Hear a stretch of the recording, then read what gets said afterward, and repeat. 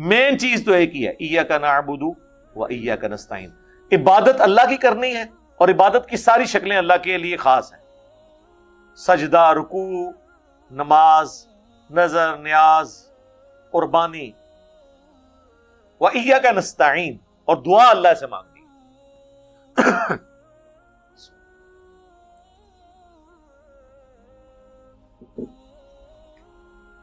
حالانکہ دعا بھی عبادت ہے۔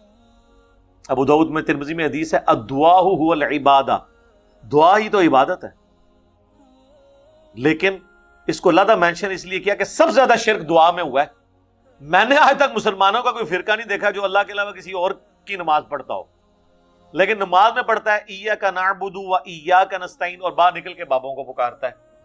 حالانکہ اللہ نے واضح کیا تھا ایاک نعبد و ایاک نستعین، دعا بھی تجھ سے کرنی ہے، اور اگر اللہ کے ساتھ کسی اور سے دعا کی جائے گی گویا آپ اسے رب مان رہے ہیں۔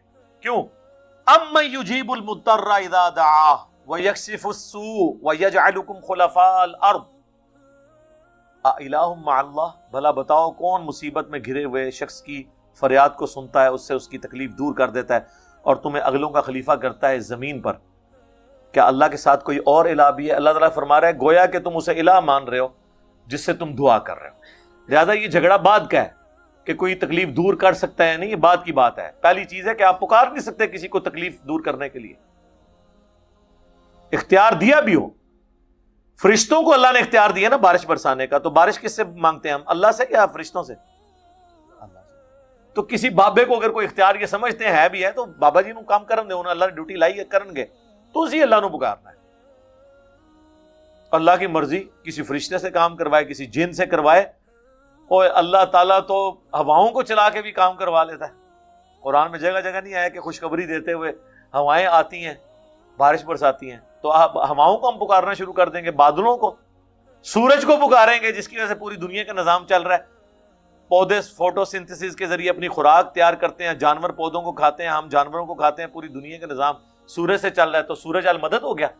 نہیں، اللہ کے اسباب ہیں۔ پانی کو اللہ نے پیاس بجھنے کا ذریعہ بنایا ہے، سبب ہے۔ آپ کو بار بار جی امی سے روٹی مانگنا شرک۔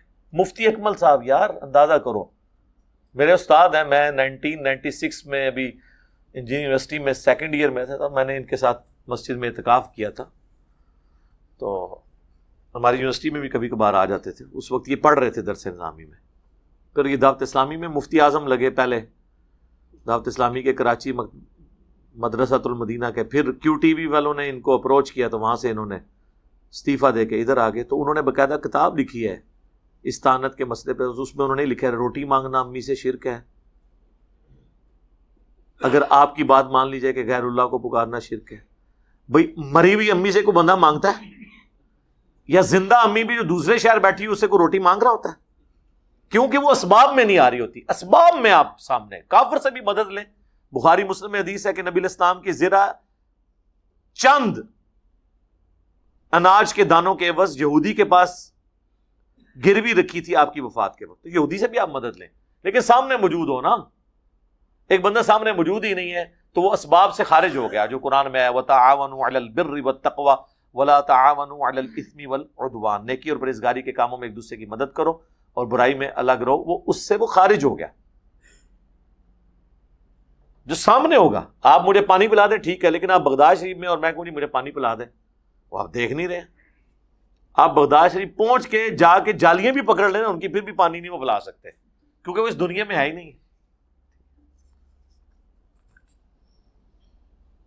دو سگے بھائیوں کے درمیان شدید اختلاف ہے، بڑے بھائی کے ساتھ